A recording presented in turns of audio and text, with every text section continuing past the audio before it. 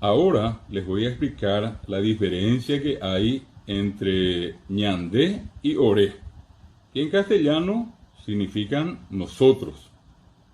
Es decir, en guaraní hay dos nosotros.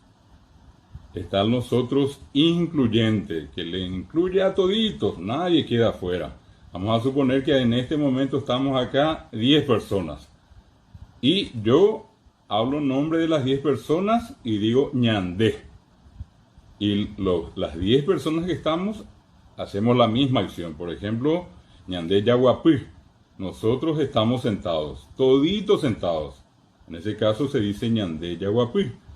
Pero vamos a suponer que de las 10 personas que estamos acá, 6, que me incluye a mí que hablo en nombre de las 6 personas, nos sentamos.